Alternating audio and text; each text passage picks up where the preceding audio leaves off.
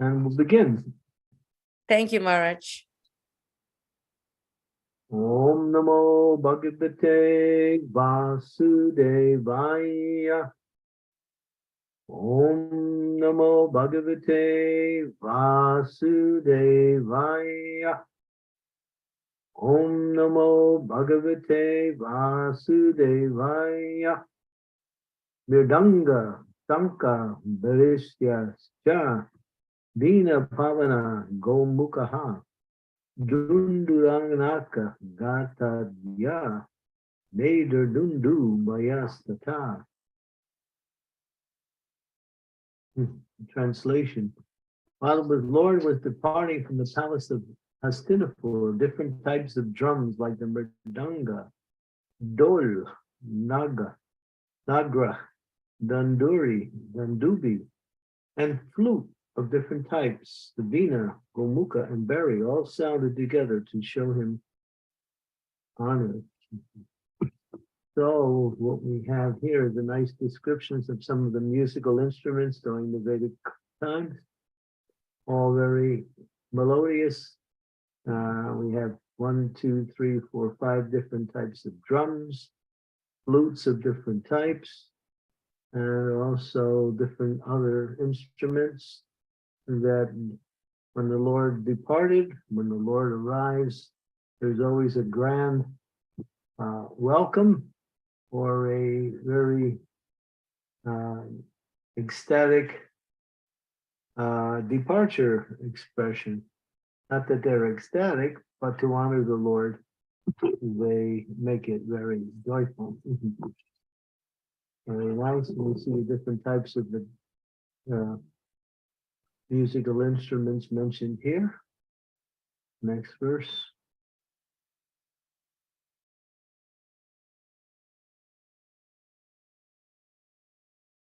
Prasada Sikara Raruda Kurunayam Didiksayam Vakrasu Kusuma Krishnam Prema Vriddha Smiteshanaha.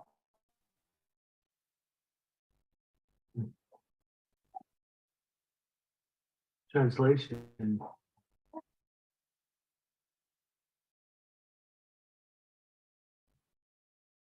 Is it visible, Maharaj, the translation? No, it is. Oh, sorry. Out of loving to see the Lord, the royal ladies of the Kulus got up on the top of the palace and smiling with affection and shyness, they showered flowers upon the Lord. Purport. Shyness is a particular extra-natural beauty of the fair sex and it commands respect from the opposite sex. This custom was observed even during the days of Mahabharata, that is more than 5,000 years ago. It is only the less intelligent persons not well versed in the history of the world who say that observation of separation of female and male is an introduction of the Mohammedan period in India. This incident from the Mahabharata period proves differently that the ladies of the palace observed strict parda, restricted association with men. And instead of coming down in the open air where Lord Krishna and others were assembled, the ladies of the palace went on the top of the palace and from there paid their respects to Lord Krishna by showering showers of flowers. It's definitely stated here that the ladies were smiling there on the top of the palace, and which was checked by their shyness. This shyness is a gift of nature to the fair sex, and it enhances the beauty and prestige, even if they are of less important quality, or even if they are less attractive. We have practical experience of this fact. A sweeper woman commanded the respect of many respectable generals simply by manifesting a lady's shyness. Half-naked ladies in the street do not command any respect, but a shy sweeper's wife commands respect from all. Human civilization, as conceived by the sages of India, is to help one free himself from the clutches of illusion. Material beauty of a woman is an illusion because actually the body is made of earth, water, fire, air. center. Because even if it is most perfectly prepared to attract the attentions of others, the dead body has no beauty because no one will accept the dead body of a so-called beautiful woman. Therefore, the conclusion is that the spirit spark is beautiful, and because of the soul's beauty, one is attracted by the beauty of the outward body. The Vedic wisdom therefore forbids us to be attracted by the false beauty.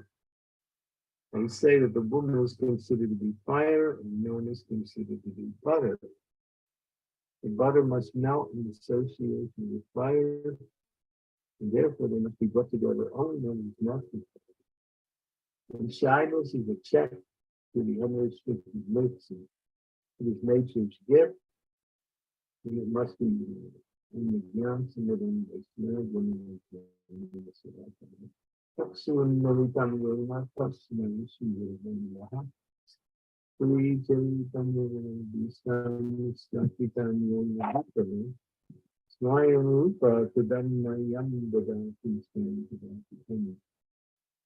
Vandeham Shigaro Shiyata Tadakaram Shigarim Vaishnavam Sri Rupam Sajajatam Sajajalita Sri Vishakam Vitam Mahom Vishnu Padaya Krishna Krishna Vitana Srimati Bhakti Vedanta Swami Vinaya Namaste Saraswati Gaurava Kachami Nirvisesa Sindhudari Pasyatya Sitaya Vanchakalpa Tarubhascha Krita Sindhu Chapatitanam Pavanebhyo Vaishnavibhyo Namaha Jai Sri Krishna Chaitanya Prabhu Nityananda Sri Advaita Gadadhar Srivasadi Gaur Bhaktivinoda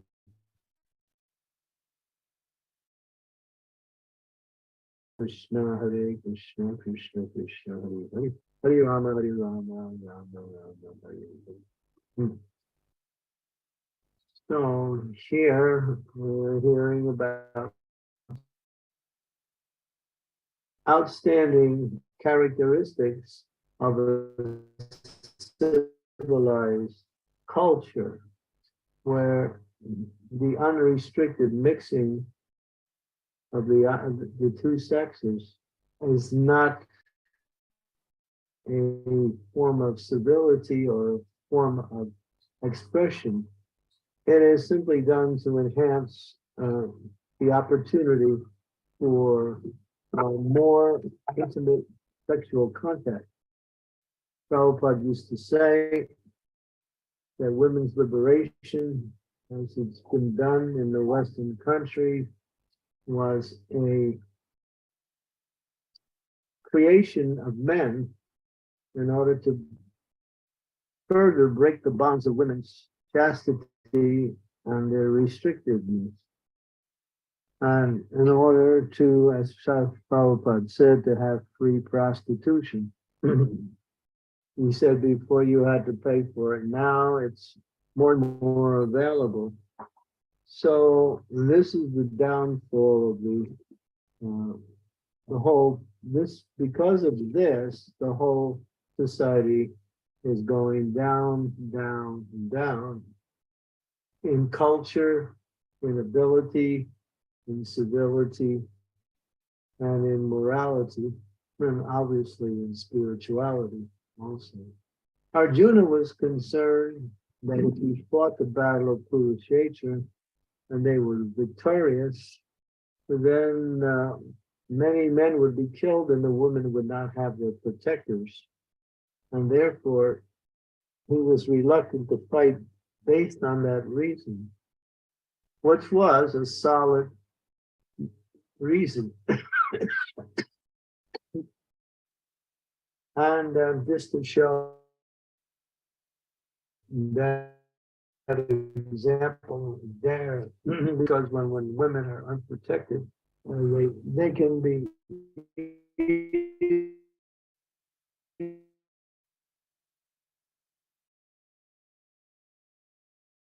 and men make a policy of that to learn different ways to attract women, take that for their own selfish and lusty desires.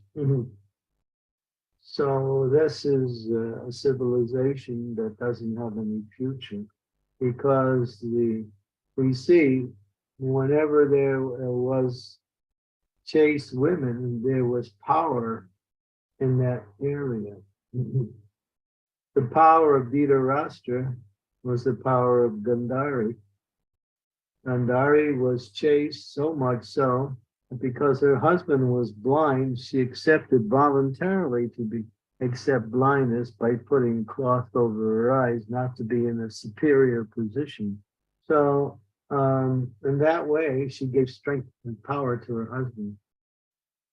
Anasuya, she is considered to be the greatest of all chaste women in the history of Vedic culture. That story is mentioned in the Bhagavatam in the 4th canto. In fact, she is so chaste that she actually teaches chastity. Sita Devi, the wife of Lord Ramachandra, there's a whole series of verses that are extensions of the Ramayan pastimes where there is Anasuya is giving instructions on woman chastity, especially towards the husband. It's really quite a unique. I came across that, and I have a copy of it. It's quite interesting. So we see Sita Devi as being one of the most chaste, because even though she was captured by this, Ravana was very handsome. He had power, he had followers, and he had wealth. He had everything materially. And he was also quite handsome, attractive in that sense. And he had many, many, many women under his control. But Sita was so dedicated and so chaste and so faithful to Lord Ramchandra, being the goddess of fortune herself. She resisted everything, even the temptation to kill her, if she did not acquiesce to his advances. She remained chaste despite even having the threat of her life being lost. But she is getting instructions from this other lady, Anasuya. So there's many, Mandodari. She was the wife of Ravana. She's considered to be one of the most chaste women in the history of Vedic culture. And we have others also.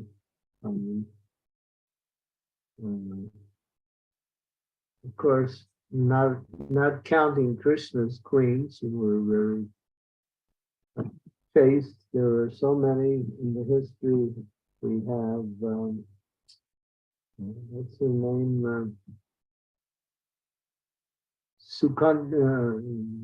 What's her name? Sukuntala, right? Shakuntala, is that Shakuntala, yeah. the mother of Bharat Maharaj? Shakuntala was the daughter of Vishwamitra Muni, born out of the Apsara. What was her name? Menaka. And then she married a king whose name was Bharat, I think. But Bharat Maharaj, not the actual Bharat Maharaj who was known as the king of the world, but there was another Bharat who was King Bharat. Okay. So she's also in that category. So there's many in that history. So we live in a society that has no respect for anything or anyone. Sense gratification is the goal of the present Western civilization, whatever it takes. So therefore, it's actually inspired by demoniac principles, because as Krishna describes in the 16th chapter of Bhagavad Gita, that the The demons are just saturated with greed, lust, anger, and envy. That is their ornaments. And they simply impose that in a policy way when they make programs in society. Everything centers around, increasing, and then they give it to others too, and others think, "Oh, I'm enjoying so nicely," but their enjoyment is sinful, and therefore they're going to hell. So that's why we very carefully follow the four regulative principles. No illicit sex, no intoxication, no meat eating, no gambling. As it says in the scriptures, that before a disciple can make progress in devotional service, they have to rid themselves of the unwanted anarthas activities that are blocking. So these four are considered the pillars of sinful life. One who very strictly and carefully follows these four regulative principles will be free from all negativity and all reactions to sinful activity. And Prabhupada actually writes that no one can make advancement in devotional service unless they follow the four regulative principles as a preliminary. That is there in the scriptures, that before you can teach and effectively before you can learn and effectively understand the process, you have to be free from these activities. Otherwise, your devotional activity will go nowhere. It'll just be like spinning your wheels. You might be doing devotional activities, but you won't be gaining hardly anything, if anything at all. The only thing you might gain is the fact you might be protected from material energy in terms of dangers. But aside from that, there's no spiritual progress. One must first very carefully, this is a requirement in all aspects of any category of spiritual life. Before one can make advancement, they have to accept the fact that there are things that they have to give up in order to purify themselves and become qualified to receive the knowledge and the mercy coming from the Lord through the process of devotional service. So here we see one of the qualities that is so prominent in the female gender is shyness. Prabhupada, he likes to make this point. He says it all the time about the sweeper later. I wasn't surprised that he included it in this purport, because he always talks about this, how when he was personally involved in this story, he was sitting, him and his friend were sitting in front of the doorway of a house, and both were sitting on opposite sides of the door. They were sitting and talking. A sweeper later had to come into the house for cleaning, but then she saw she had to pass two men, so she remained outside and waited. And Prabhupada said, when we saw that she was in that way, we got up and we moved aside and allowed her to come in. So Prabhupada he tells that story quite often, because it impressed him in so much that even this most apparently low-class lady, a person who just cleans, that's her occupation, is acting in such a proper way for the female gender. And that's rare, as Prabhupada says here. Half-naked ladies or people who are, walking in the streets, especially when the warm weather comes up, you'll see, you don't want to see, but you can't help but seeing if you're out and about. People are very scantily dressed, and sometimes it's even beyond that. So they don't care because they think this attracts attention, this is fashionable, this is, the modern way to live. But actually it's barbaric, and it degrades the person. No intelligent person has any respect for one who is in that mood of showiness. They become like, they don't command any respect at all. But a woman who is shy, a woman who is very dedicated to serving her husband and keeps that chastity, she is also very much respected, even by people who are not following that. They still can understand that this is respectable. So the respect is needed, because without respect, there is no relationships in this world that have any meaning. As soon as respect is lost, everything gravitates down to simply using each other for one's own personal interest. So Prabhupada said the shyness is nature's gift.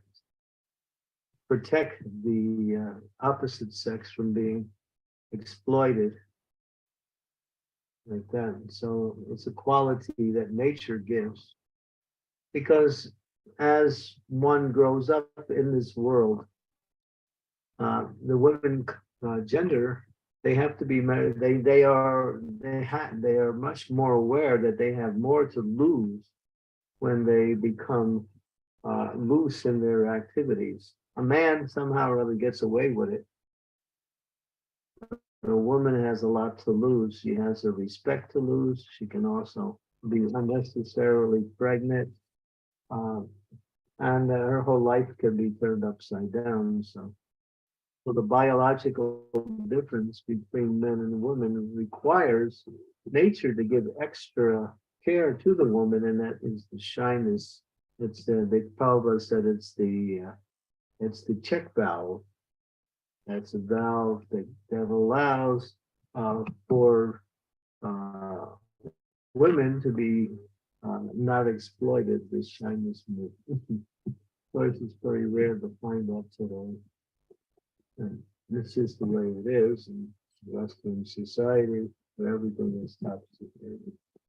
Well,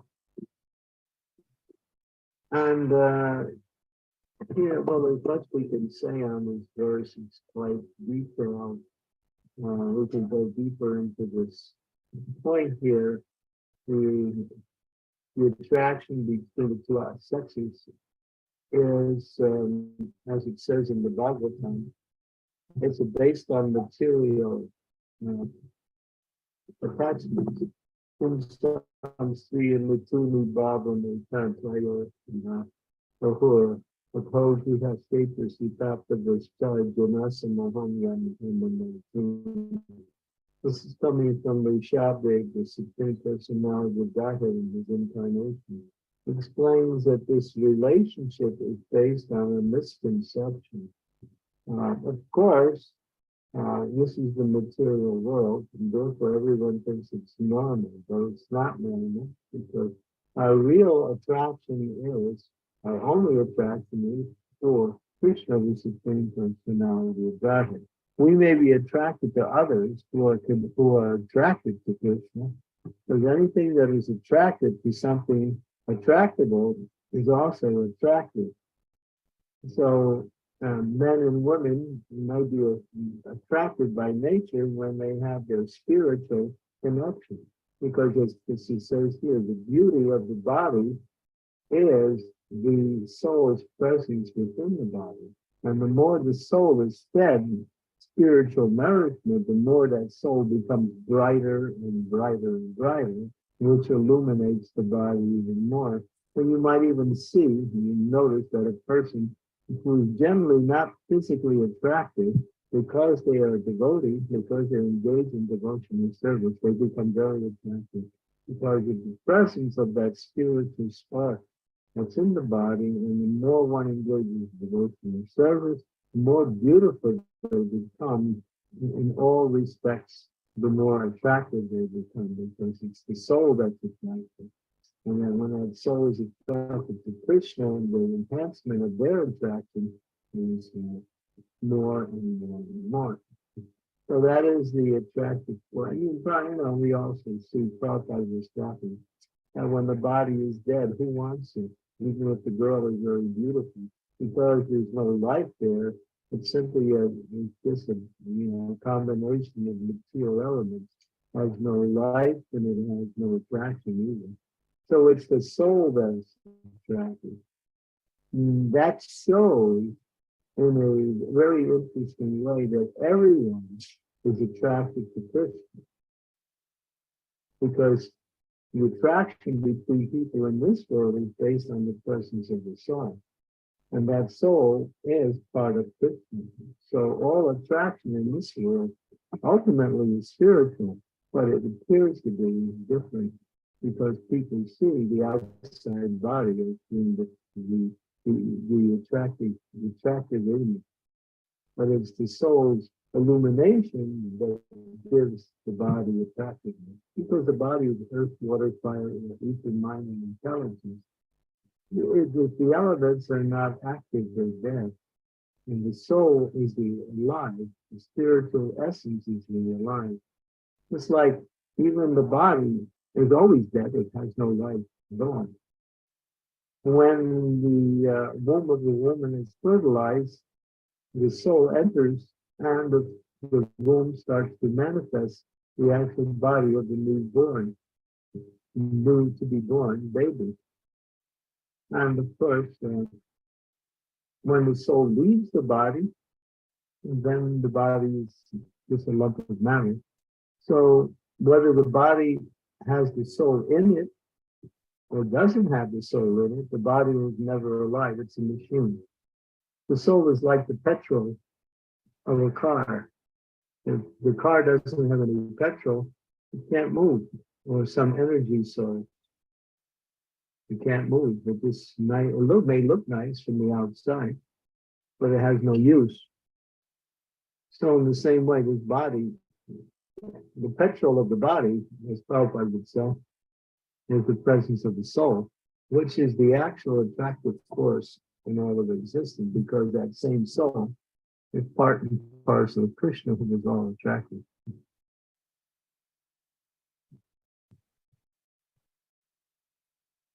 And Prabhupada said here, the Vedic wisdom forbids one to be attracted by false beauty, because it creates the illusion that there is something, there's some happiness there, and in that illusion, one gets diverted away from the real beauty, which is, Prabhupada tells the story of truth and beauty. It's mentioned when Prabhupada was first beginning his Back to Godhead back in the 1940s.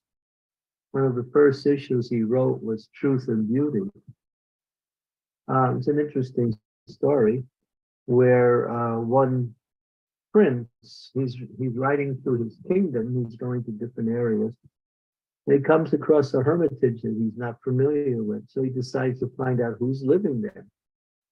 So he knocks on the door, and a very beautiful young girl comes out. The prince is head over heels attracted to the girl, and he can't help but propose marriage to the girl. Now, the girl is not interested. She's very chaste, very simple. She's actually very religious. And but he's the prince. He's the son of the king. He has some influence, and he's very, what we say, forceful in his attraction. So he wants to marry her. So she doesn't know what to do. She doesn't want to offend him, but at the same time, she doesn't want to go with him. So she comes up with a plan. She says, all right, you come back in 1 week and I'll be ready. So he's all excited, jumps back on his horse, And he's counting the minutes before the week is ending. Now she's got a plan. She starts taking these laxatives and purgatives, and she starts passing urine, stool, vomiting, and her whole body becomes emaciated. Now, what she does is she collects all of the stuff coming out of her body into big buckets. And she keeps these buckets in the back part of her house. So after a week, she's quite emaciated.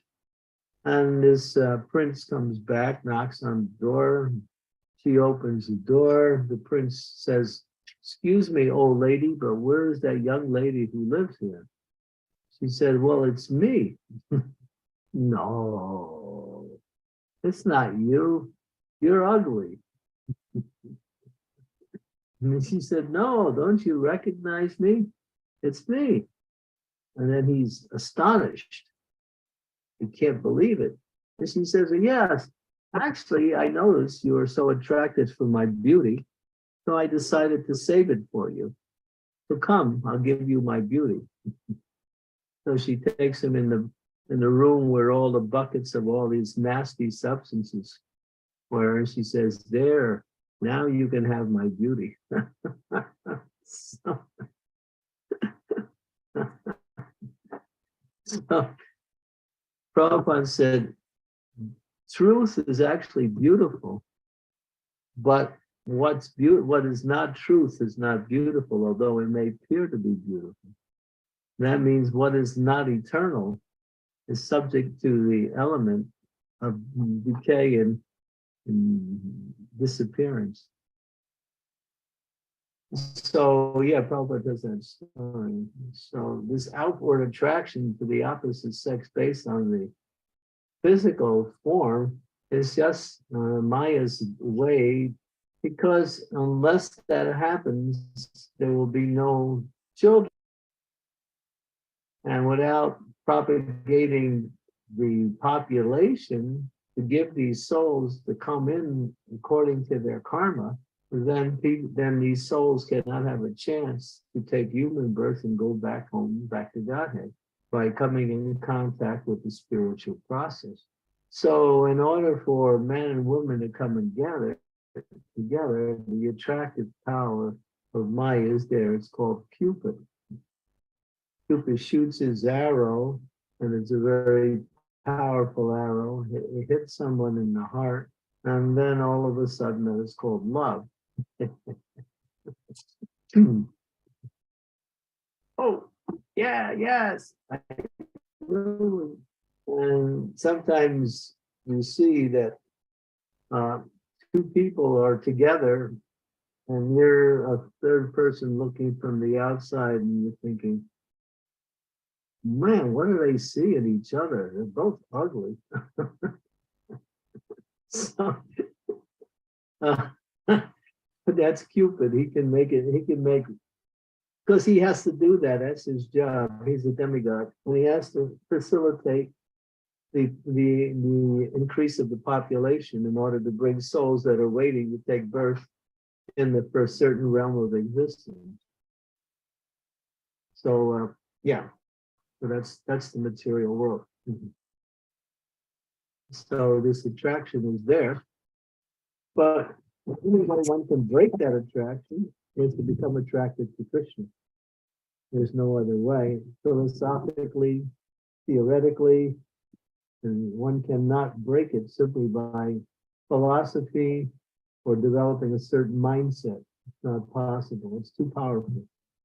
It's the supreme power within the material world, the attraction of the opposite sex. And the whole world goes on based on this. Otherwise, if there was none, there would be no material world. And so a devotee who wants to avoid that must increase their attraction for Krishna. Because the more they get attracted to Krishna, the more they lose attraction for the things of this world, and especially the opposite sex. So something may be beautiful, something may be attractive, but if we become implicated by that attraction, then that causes us to gravitate more in the cycle of birth and death, and we have to get a reaction for that. So that's why the institution of marriage is there. Why is there marriage? Because in order to protect women from being exploited and to bring men so they can focus just on one person. And otherwise, the whole world would be just a house of prostitution if there was no marriage. So marriage is a sanctimony given by God in order to bring children into the world, and at the same time create a type of morality that allows for some sense gratification, but within a authorized way, an acceptable way. Okay, so we went a little bit into the aspect of material energy and how it works. Okay, we'll stop there and I'll wait for all of you to criticize my lecture. Thank you so much, Marge, for this wonderful class. And I'm sure there will not be criticism, or there definitely dare not be, I pray, but definitely questions. I request devotees, if you could please turn on your video if you can, wherever you're at. That way we can have each other's association and Marge can see us. Yes, Raj Prabhu, please go ahead with the question, Prabhu. Thank you. Krishna Maharaj. Welcome home. Thank you, Maharaj. We really missed you.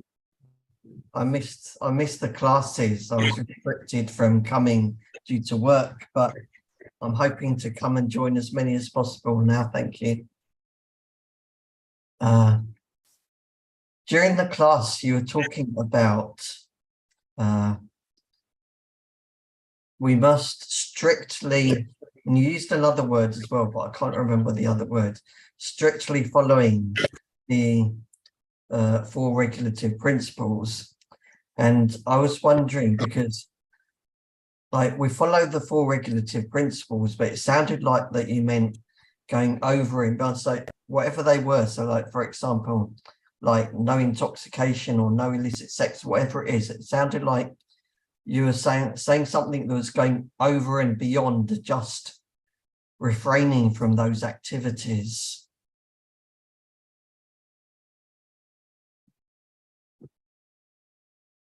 Well, by refraining from those activities, you actually can refrain from all sinful activity. They are the pillars of all sinful activity that's mentioned. That simply by breaking those, you open the door to so many other anarthas and sinful activities. So these are the foundation. That's explained. That was, when Maharaj Parikshit was traveling through his kingdom, he saw this person dressed in royal dress. He was wearing a crown and a royal dress, and he was beating with a stick. He had broken the 3 legs on the bull, and then he was also about to kill a cow. Maharaj Parikshit arrived just in time to save the cow, and then he started to chastise. He took out his sword and he was ready to fight with this person, but Kali could understand there was no chance for him to fight against Maharaj Parikshit, so he simply offered obeisances and prayed for forgiveness. And then he asked, and Maharaj Parikshit said, well, you can't stay in my kingdom. I can't have persons like you in my kingdom. He said, where am I going to go? Every place is your kingdom. He said, well, then Maharaj Pariksit said, wherever these four sinful activities are being performed, illicit sex, intoxication, meat eating, and gambling. And then Kali said, well, it's not happening anywhere in your kingdom because your kingdom is free from all of that. So where do I go? And then Maharaj Pariksit said, wherever there's the hoarding of gold, these activities will be present. So that was his only place he could go where there was hoarding of gold. But these four activities, as we see from this is in the 16th chapter of the Bhagavatam, 16th chapter of the first canto of the Bhagavatam. We see that these four things are the counterpart of the four religious principles: illicit sex, cleanliness, austerity, truthfulness, mercifulness. So eating meat breaks mercifulness. Intoxication breaks austerity. Illicit sex breaks cleanliness. And gambling breaks truthfulness. And you'll see how, so the whole principle of religious life is fixed on these four religious principles: truthfulness, austerity, cleanliness, mercifulness. So if you read further in that chapter, you'll see there's many purports that give very detailed explanation of these four principles and the connection between the four religious principles.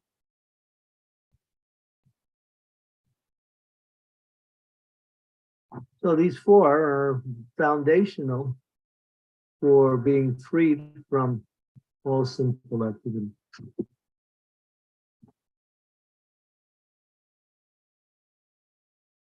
Thank you, Maharaj. How far do you think we should go beyond the literally just abstaining? I mean, for example, how far should we try and avoid toxic environments? How far should we avoid any kind of association with the opposite sex or minimizing it? Or how far should we avoid? I don't think you can ask that question. You just have to avoid it completely.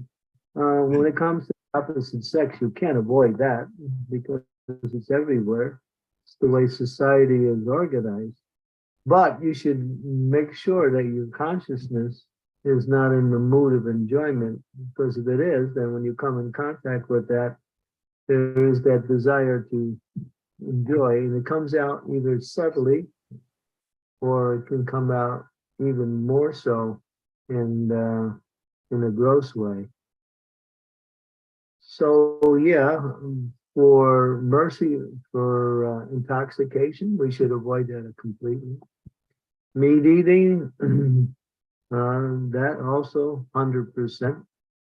And gambling, of course, 100%. But Prabhupada also extends, the Bhagavatam actually says gambling also means frivolous sports. He says that is also another form of gambling. Watching television is breaking the regulative principles, because that's what they do on television. So we refrain from these types of media that propagate and also try to glorify these activities.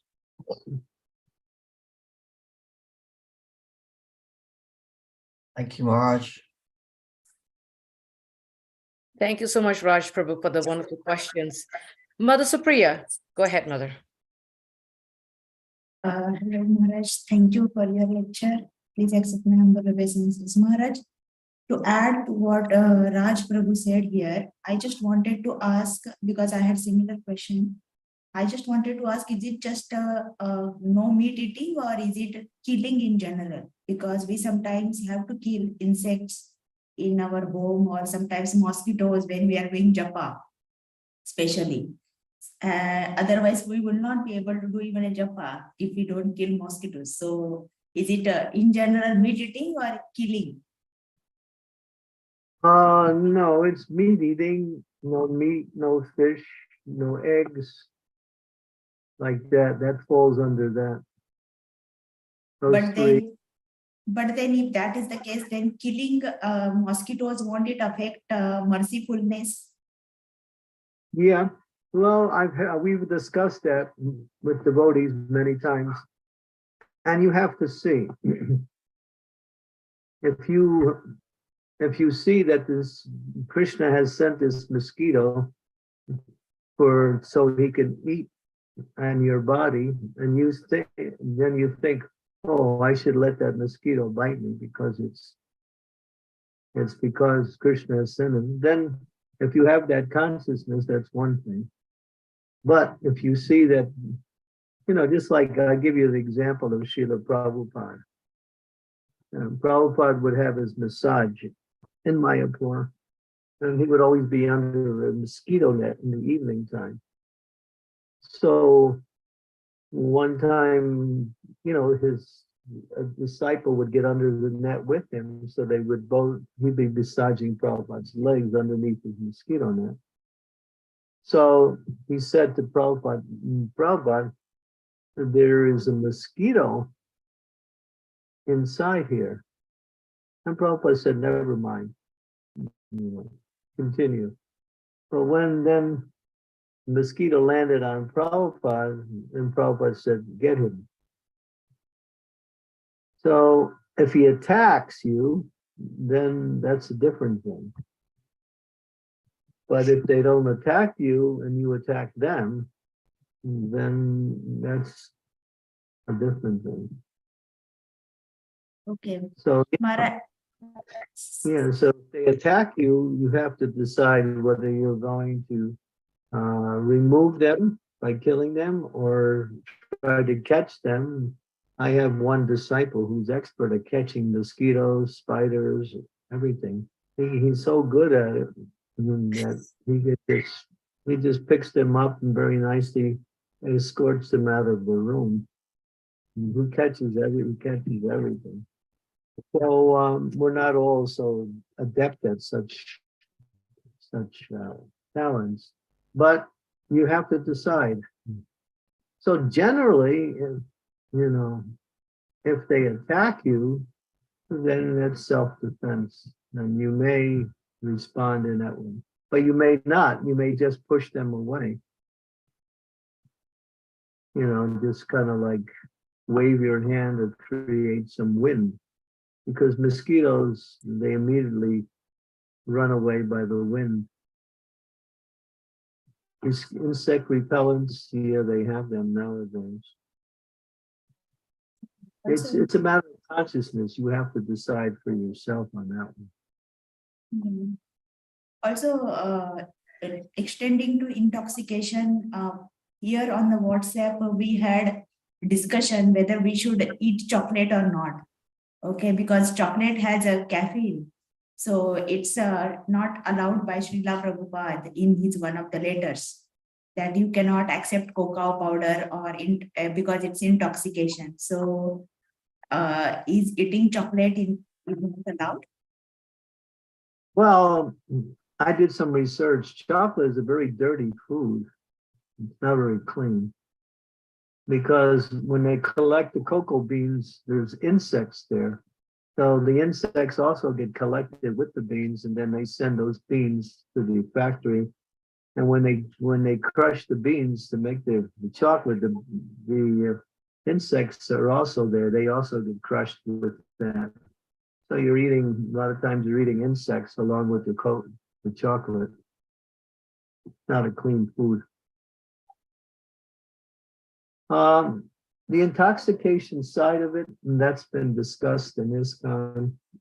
Some people say it's okay. Some people say it's not okay. I don't touch it.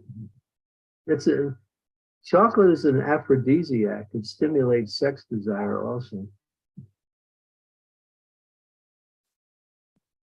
Not good for brahmacharis, sannyasis, maybe even grihastas too.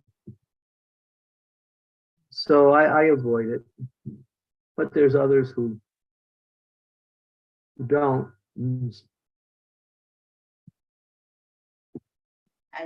After your description, I think I'm also not gonna avoid it. Oh, it's very dirty food. Generally, the stuff that's manufactured in the factories. I have written reports about that. It's not just something I read somewhere about. And also it's a milk product. So if the milk is not properly boiled, then also it creates a germ within it.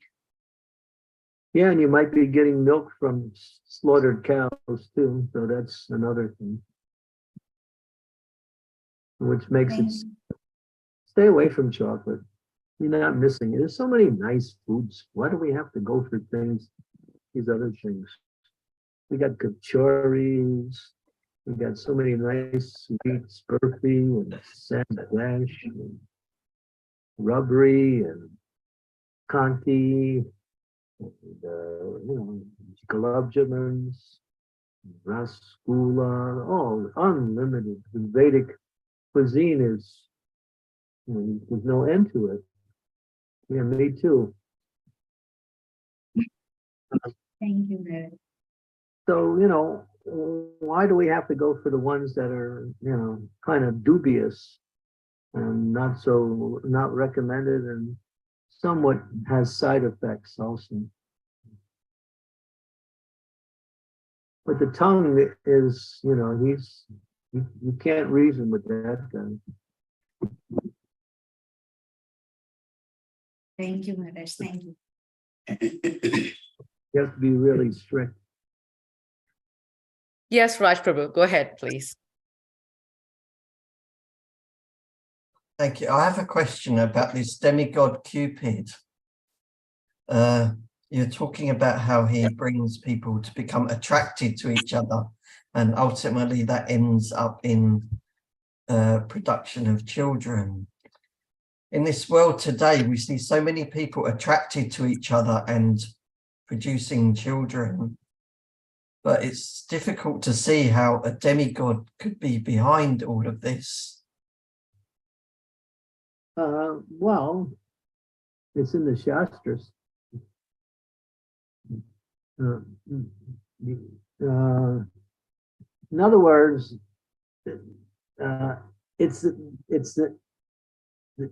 a man is attracted to a woman is attracted to a man. That's natural. But when the demigods come in, he creates, even if there's no attraction there, he can create attraction by his power. He tried it on Lord Shiva, and Lord Shiva burnt him to ashes. He lost his whole body. He's a demigod. His name is Pradyumna. Not the son of Krishna, not that demigod. Not that, another one. There's a story. Yeah, Shiva burnt him to ashes. He tried to attract Lord Shiva.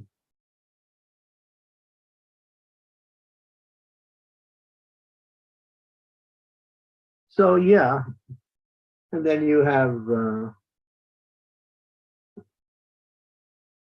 the attracting force. It's mentioned in the Bhagavatam. It's there between the sexes. You don't have to learn it. Prabhupada would use that as an example. Just like a man is attracted to a woman is attracted to a man, we are attracted to Krishna also in the same way. But we're covered by the material energy, and therefore that attractive force is like dust over a mirror. Although the mirror is there, the reflecting power is still there. Because the dust is there, it's not able to reflect properly. Completely. So because we are covered by material energy, there is a covering, lust, anger, greed, illusion, pride, envy, fear, so many coverings. I am this body, I am a member of this country, I am a member of this family. These are all material coverings. Therefore, our attraction for Krishna is not available because of the coverings. So Prabhupada would use that example, that just like you see in the material world, the attraction between man and woman is very strong and natural, so our attraction to Krishna is also like that. It doesn't have to be learned. It just has to be awakened. That's it. So the idea is to get attracted to Krishna. And then everything about the attractive force is beneficial. You get attracted to Krishna. And that's what Krishna consciousness is, getting attracted to Krishna. And Krishna is attractive because he's all beauty, all strength, all wealth, all knowledge, all fame, all renunciation in full.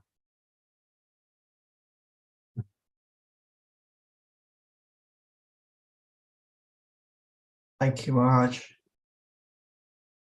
Yeah. Thank you for that question. Yes, Shilpesh Prabhu, please go ahead. Hare Krishna Maharaj, please accept my humble obeisances. All glories to Srila Prabhupada.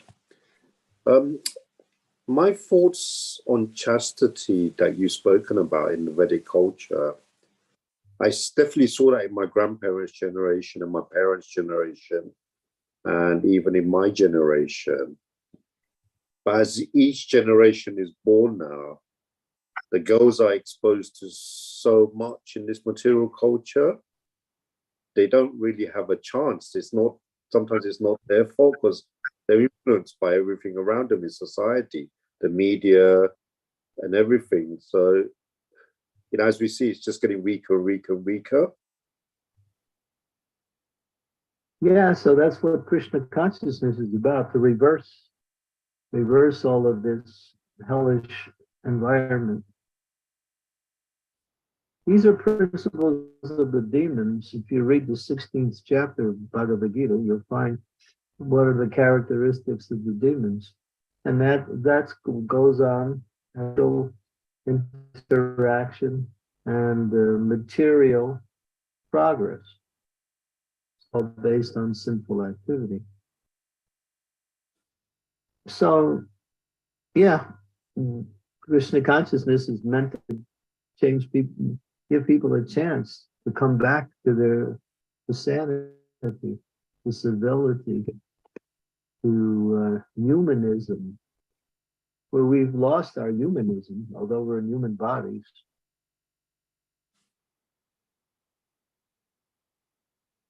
It's all being destroyed by this, as Prabhupada said, soul-killing culture.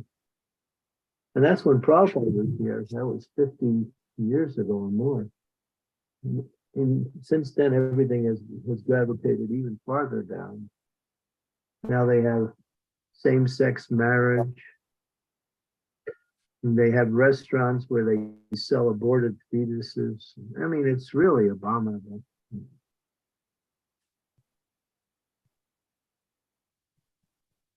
I mean, the abomination that goes on, it's even coming more to the surface now. And if you read the 12th canto of Bhagavatam, you'll see that as Kali Yuga progresses, it'll become even more so, where people will be eating their own children because there won't be any food. They'll just kill their own kids and that'll be their food. So yeah, society is headed in that direction. The only thing that can change it is Krishna consciousness, God consciousness. That's why this movement has been introduced by Lord Chaitanya to save the world from going to hell, bring it back.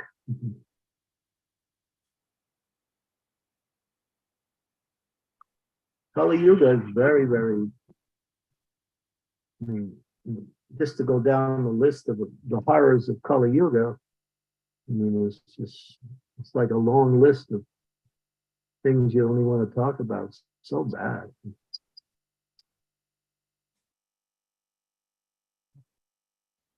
But you don't see it because you're devotees. Krishna protects you from all of that.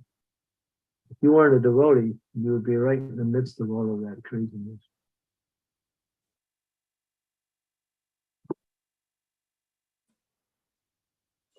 It's disturbing, Maharaj. It's disturbing. Yeah. Therefore, Lord Chaitanya came to bring people to human life again. Not even human life. Hare Krishna Maharaj, may I ask a question? Yeah. Yes, mother, please, mother. If we would all be Krishna conscious, then of course the world would stop being like it is and would get good again and turn well again, and everything would be fine.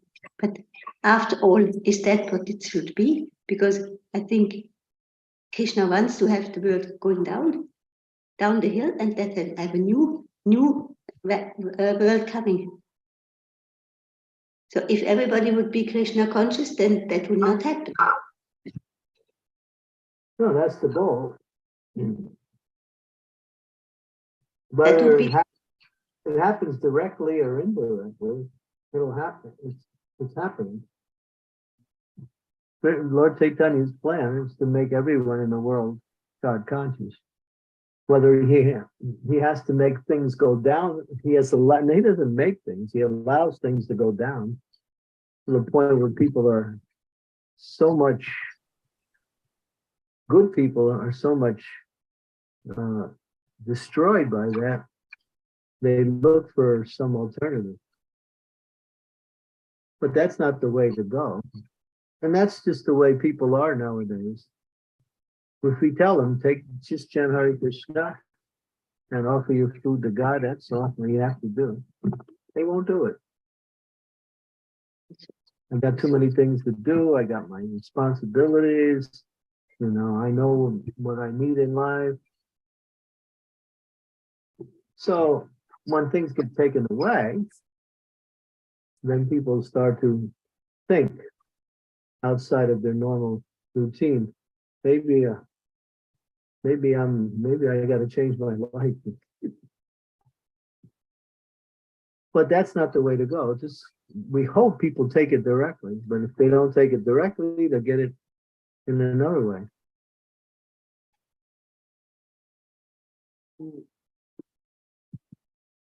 okay. Thank you very much, Maharaj. Thank you. That's the way the world's going now. They won't accept this knowledge, which is the king of knowledge. It's the way to bring about, prosperity in human society.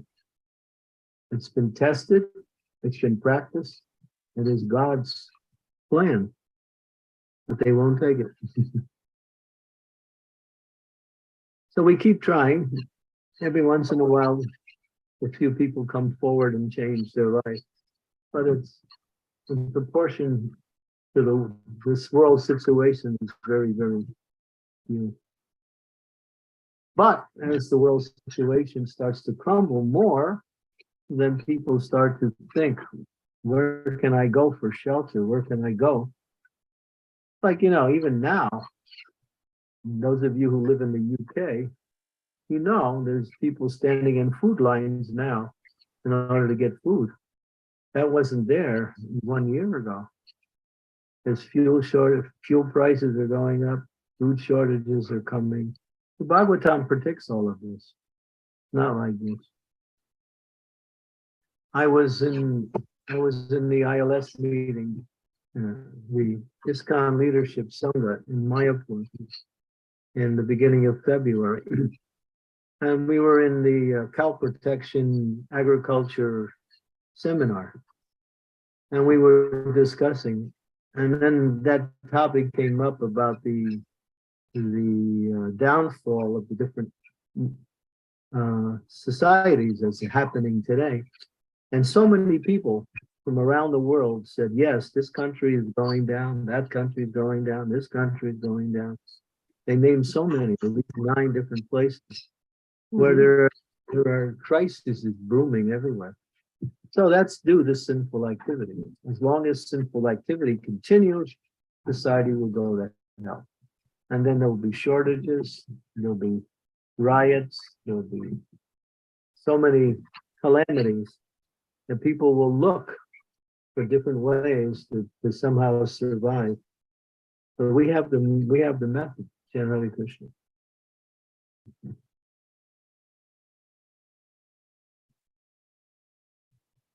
We'll spread the holy name. That'll change everything. That's right. That's right. Thank you very much.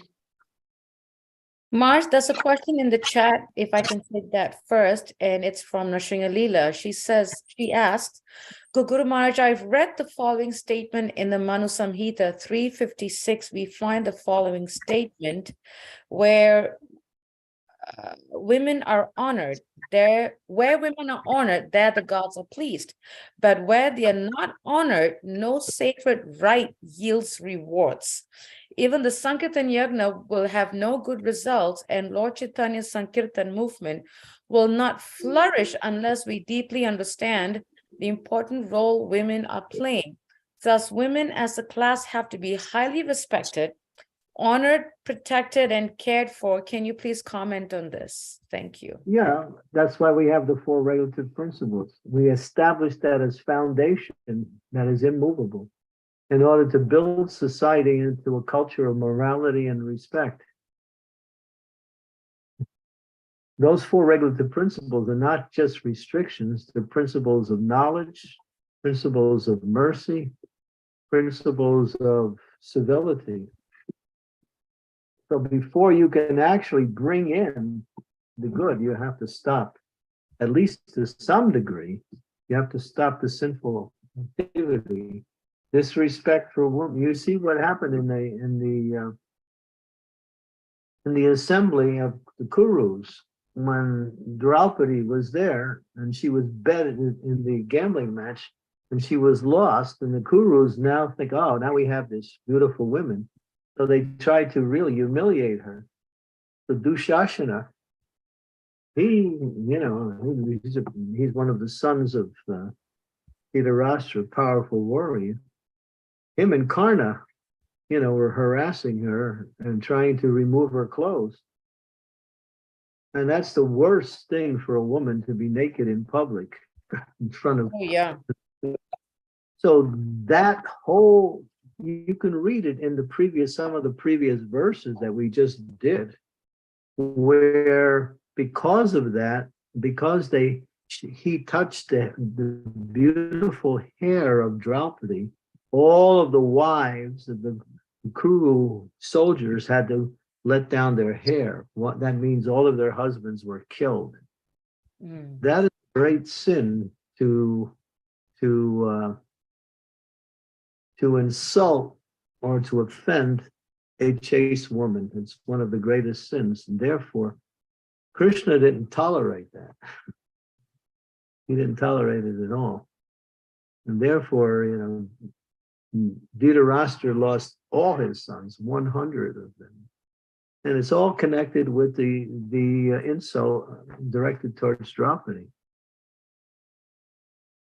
That's directly mentioned. It's not something that was just a side thing. It was directly mentioned. Yeah.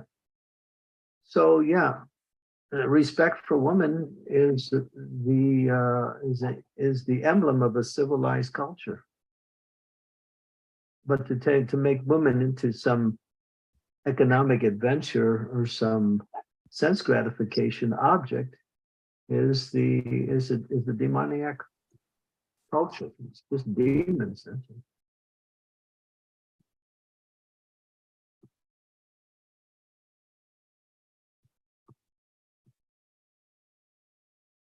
She just said that's now it's more understandable. Thank you, Nrsinga Leela. Yes, Raj Prabhu, go ahead. Thank you. Maharaj, you're talking about the world situation is getting progressively worse all around us.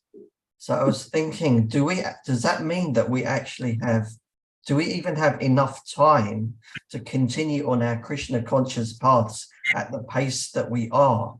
Or is it essential to accelerate? We have to accelerate our Krishna consciousness. That means we have to propagate the Sankirtan movement everywhere. That's the only thing that will push back the effects of Kali is the Sankirtan movement, nothing else. Book distribution will awaken people to the knowledge, and the Harinam Sankirtan will purify the entire world. The examples is already in the Shastra. When Kankasi came and attacked the devotees, broke the drums, and threatened that if they do Harinam Sankirtan, he was going to, even do more violence towards them. When Lord Chaitanya heard that, he became like Yamaraj. He became angry. And he organized Harinam Sankirtan. And it's described where the Lord brought people from all over the universe, and millions of people, and they had Harinam Sankirtan.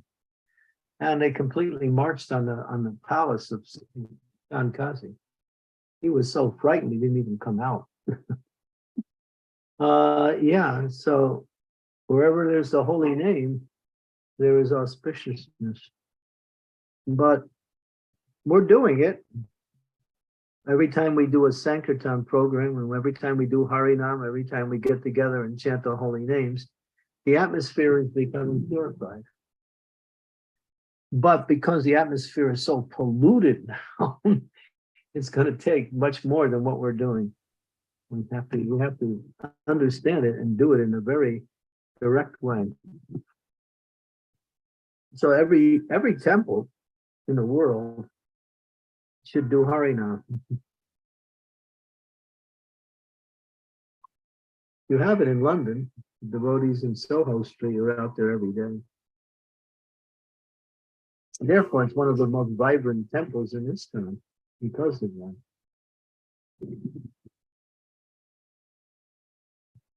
But if we relegate chanting just to our morning program and evening program, then we will not be able to be prepared for the Kali's, increase. Kali is increasing too.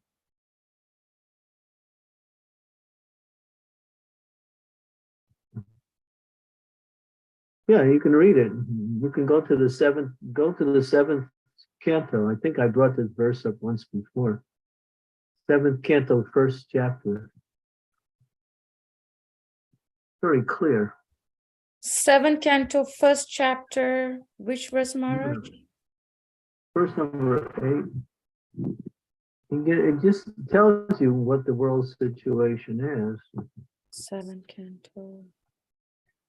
I'm sorry, Maharaj, I missed the verse. 7th canto, 1st chapter. Verse 8. Verse 8. Okay. Yeah. Okay. I found it, Maharaj. I'm going to share now. You have to read the whole purport, but the actual translation gives the indication. No, yes, 7th canto, 1st chapter. When the quality of goodness is prominent, listen carefully. When the quality of goodness is prominent, the sages and demigods flourish with the help of that quality, which they are infused and surcharged by the Supreme Lord. Similarly, when the mode of passion is prominent, the demons flourish. And when ignorance is prominent, the yakshas and rakshasas flourish. The Supreme Personality of Godhead is present in everyone's heart, fostering the reactions of sattva gun, rajagun, and tamagun. What does that mean? That he places the material energy and to work in a certain way. And when people plug into the different desires according to that mode, they activate that mode, and then you get goodness, sinful activity, or demonic activity. It's all up there, depending on where the mode of one plugs in. So we see in the world today, we can't say that the mode of goodness is prominent. It's not. We can say the mode of passion and most of ignorance are more prominent, and therefore persons like demons and those even below demons who are even more vicious, such as rakshasas and yakshas, those persons are flourishing. In other words, people are acting according to the dictations of these persons, they flourish. And if you read the purport, it becomes clear. And Jiva Goswami confirms this in his Sandarbha. It's mentioned here. I actually read it in the Sandarbha. And when I read it, I was amazed. And then I went to the verse here in the Bhagavatam. The Lord is neutral. And according to where people plug in, that mode becomes prominent. So collectively speaking, the world is more or less in the modes of passion and ignorance. Goodness is quite rare, if any.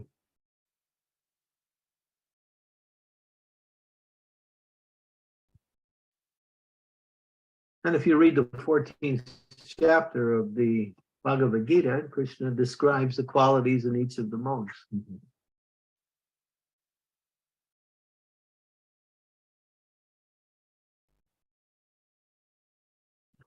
So don't be surprised, by what's happening now, because, Kali is making his plans and he's increasing people's sinful activities more and more.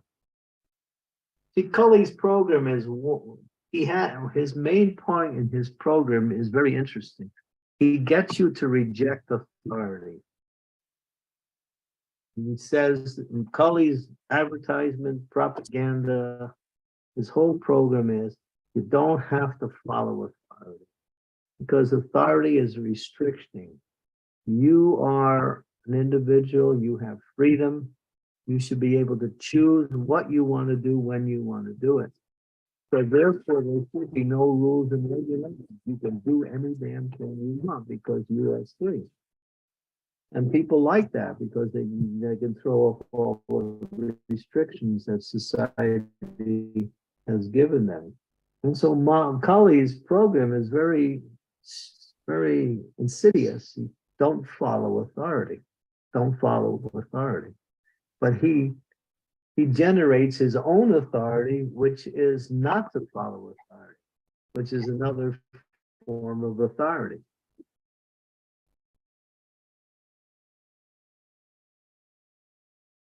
So that's Kali's plan, and you see it everywhere.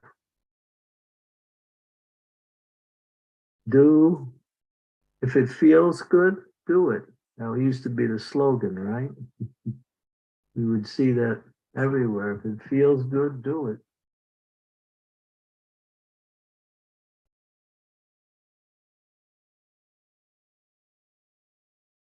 Hope that helped.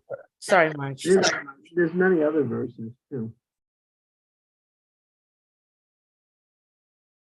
Thank you, Maharaj. And now I'll give you a nice verse you'll really be happy with.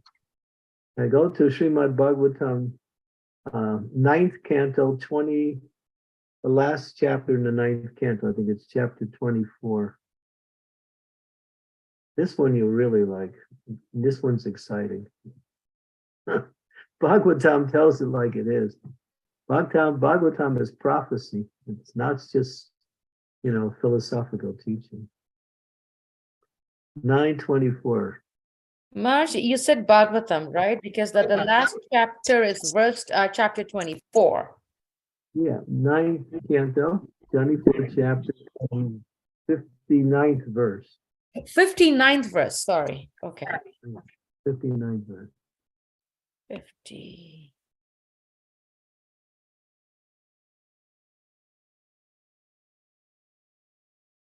Somebody read it.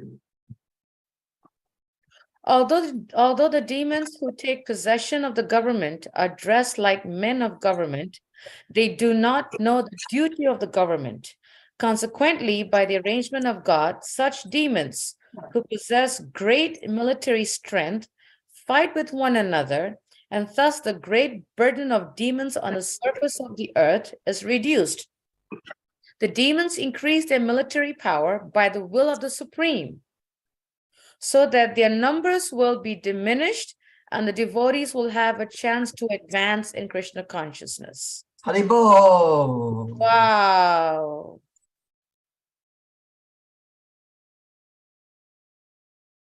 Peter Prabhupada made a These comment. create Hare the military power, so their numbers will be diminished and the devotees will have a chance to advance.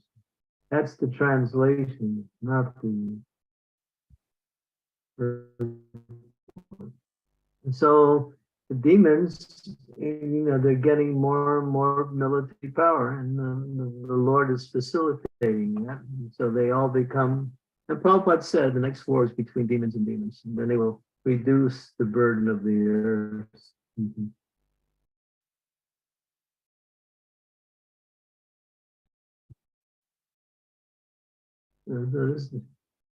What more do you want? This is Kali Yuga.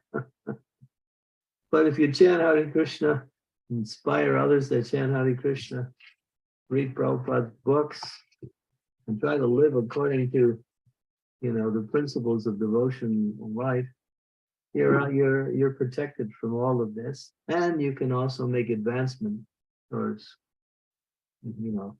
going back home, back to Godhead. The holy name is so powerful that it's the means for turning back the influence of the age of Kali.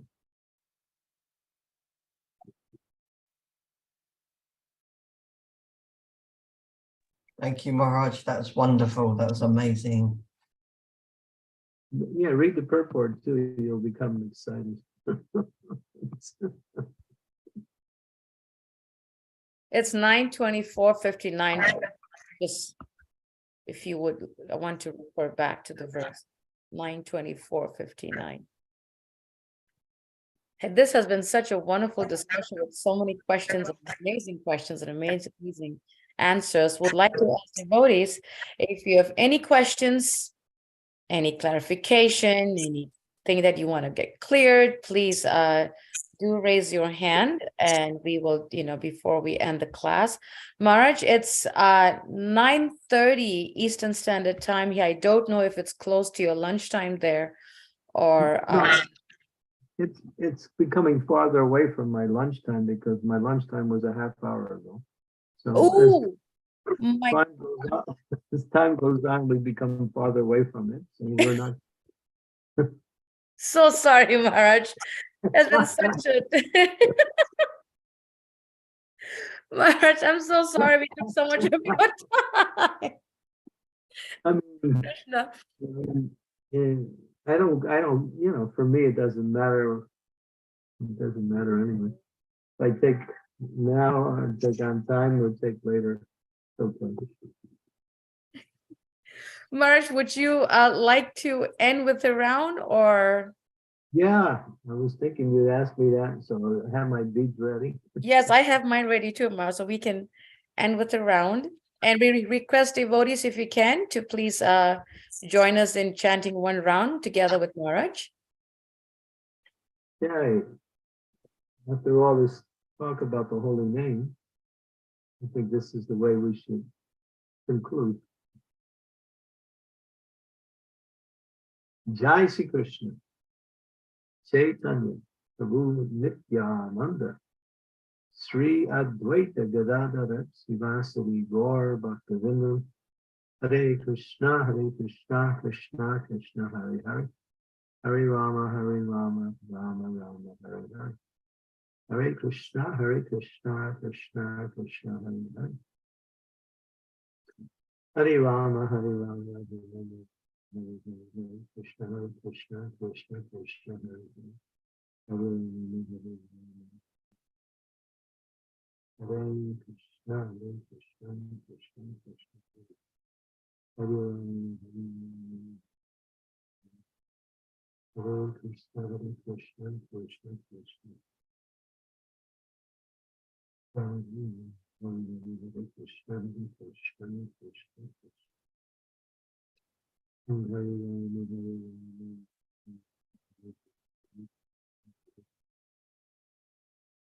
Krishna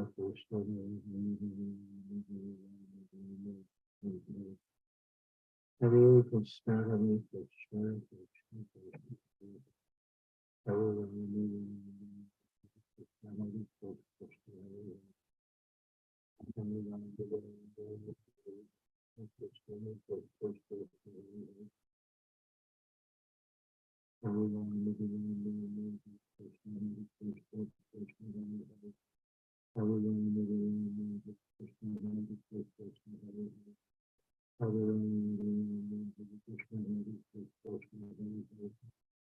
Hare Rama, Hare Rama,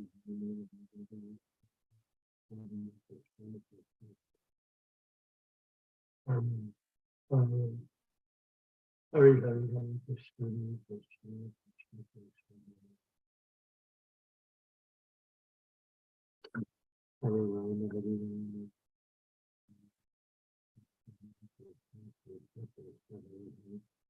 Hare Rama, Hare Rama. Hare Krishna, Hare Krishna, Krishna, Krishna, Hare Hare. Hare Rama, Hare Rama, Hare Rama. Hare Krishna, Hare Krishna, Krishna, Krishna, Hare Hare. Hare Rama, Hare Rama, Hare Krishna, Hare Krishna, Hare Hare. Hare Rama, Hare Rama, Hare Rama, Hare Hare. Hare Krishna, Hare Krishna, Krishna, Krishna, Hare Hare. Hare Rama, Hare Rama, Hare Krishna, Hare Krishna. Krishna, Krishna, Hare Hare. Hare Krishna, Hare Krishna, Krishna, Krishna, Hare Hare. Hare Rama, Hare Rama, Hare Krishna, Hare Krishna, Hare Hare. Hare Rama, Hare Rama, Hare Krishna, Hare Krishna, Hare Hare.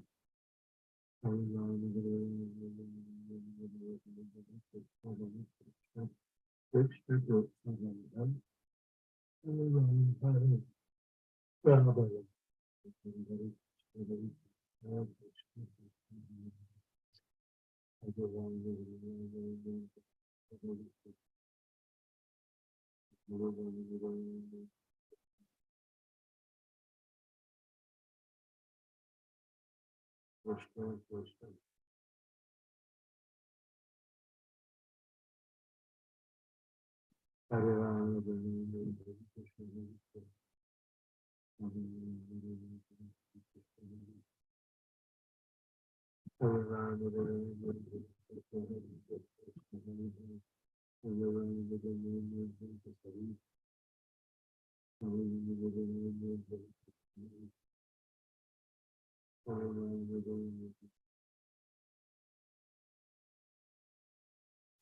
Krishna, Krishna, Hare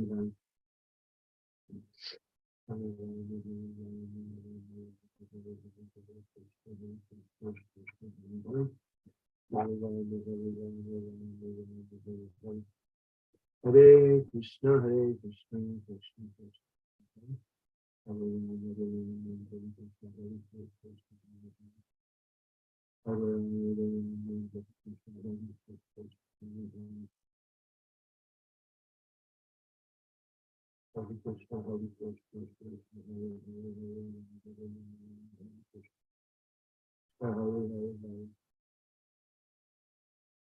Hare Krishna, Hare Krishna, Krishna Krishna, Hare